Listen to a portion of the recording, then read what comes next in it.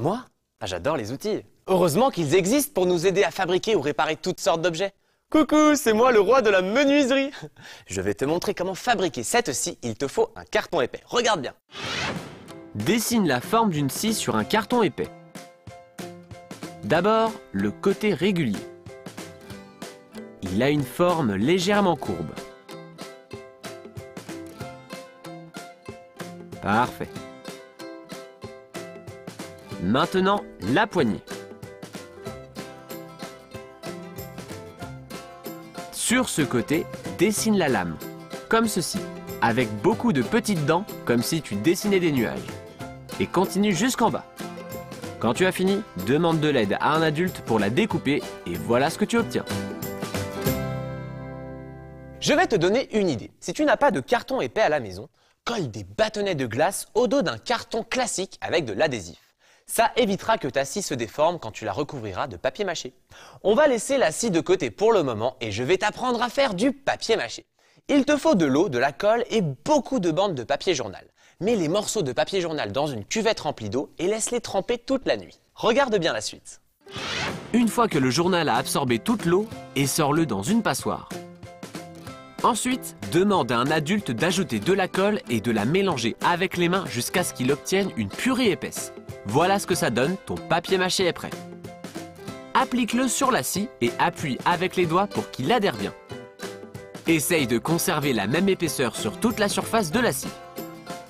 Pour la poignée, ajoute encore un peu plus de papier mâché parce qu'elle est bombée.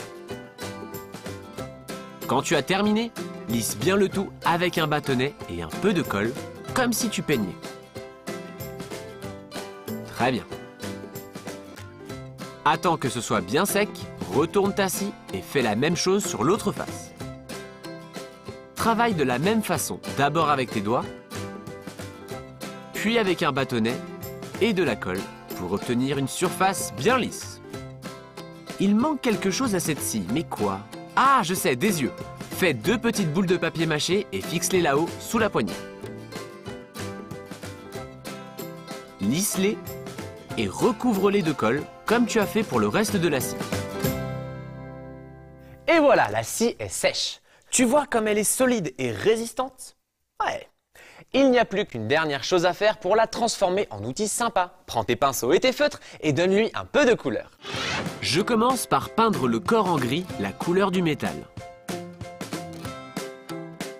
Puis les yeux en blanc. Et je prends du rouge pour la poignée. Regarde comme le rouge ressort bien à côté du gris. J'adore la combinaison de ces deux couleurs. Dessine les détails au feutre indélébile. D'abord la bouche, avec un grand sourire. Ensuite, les pupilles des yeux. Encore quelques finitions sur la bouche. Voilà, parfait. Quelques touches de peinture blanche le long des bords pour leur donner du brillant. Sers-toi de peinture grise pour donner du relief à la poignée et aux yeux. Et voilà, ma scie est prête. Elle va pouvoir maintenant retrouver tous ses copains. Je vais la ranger dans ma boîte à outils. Comment?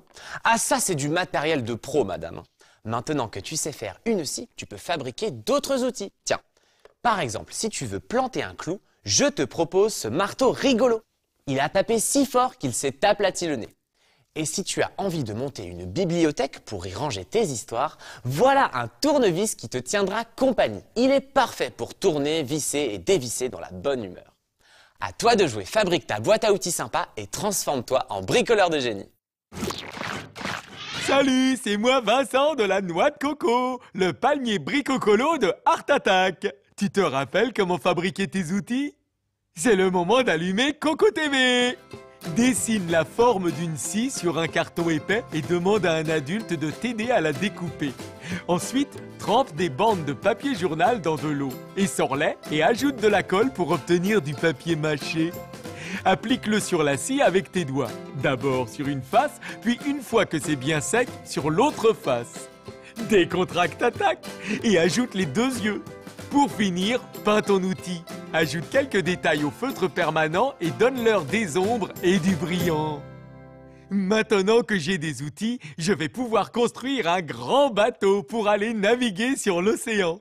Je serai le premier cocotier navigateur. Je vais le faire en utilisant des morceaux de bois trouvés sur la plage. C'est formidable! Ce sera un écocolo bateau!